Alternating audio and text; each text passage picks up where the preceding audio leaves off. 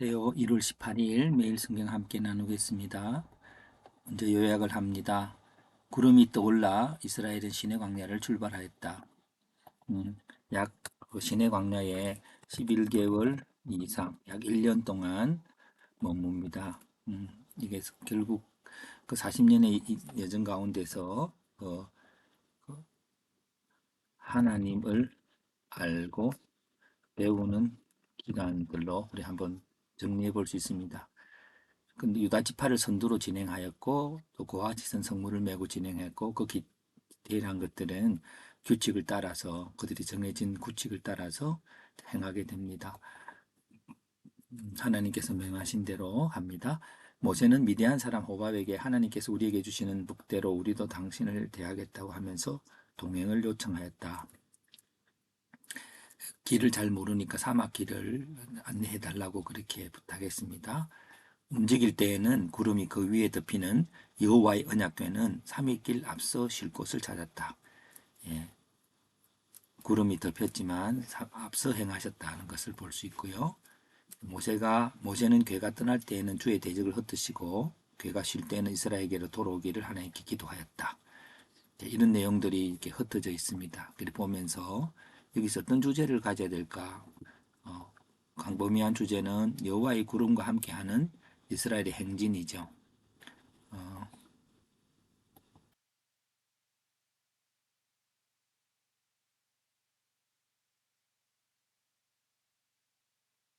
이스라엘 구름과 함께 이스라엘 행진에서 진행자는 여호와의 구름이죠. 그리고 뿐만 아니라 호밥 그런 사막의 지리를 잘 아는 것과 이런 부분들이 이제 질문으로 나올 수 있을 것입니다.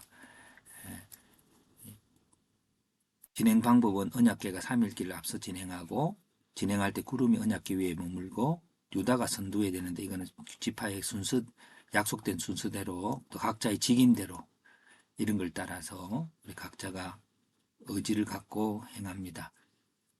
오늘 요 부분들에 관해서 하나님이 인도하실 때 모든 것을 하나님 다 인도하시는 것이지만 그 인도의 방법이 각자의 규칙과 또 주어진 말씀, 객관적으로 주님이 이미 말씀해 놓으신 말씀을 근거로 우리가 판단하고 그것을 살펴서 우리가 스스로 결정해 나가는 것들이 이게 조화롭게 이루어져야 한다고 봅니다. 그 모세의 기도는 진행 중에는 주의 대적을 흩으시고 멈출 때는 이스라엘에게 돌아오기를. 그래서 이 부분들이 조금 다르게 여호와의 동행, 하나님과의 동행이라는 제목으로 동행의 규칙들은 주어진 말씀으로 판단합니다.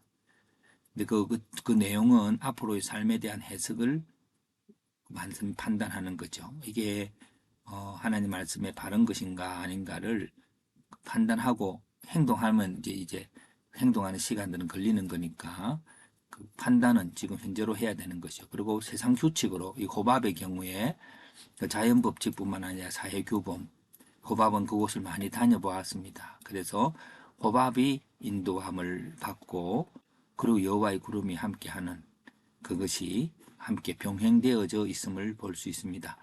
동행의 태도는 기도로. 근데 첫 번째로는 대적을 물리칠 때 하나님이 승리하게 하시죠. 앞서 행하셔서 그 복음에 대한 선포, 승리에 대한 선포, 그 다음에 기도는 하나님의 이름이 예배 가운데 높아지기를 하면서 삶의 실천이죠. 그게 삶의 실천도 있고 예배 생활 읽겠습니다.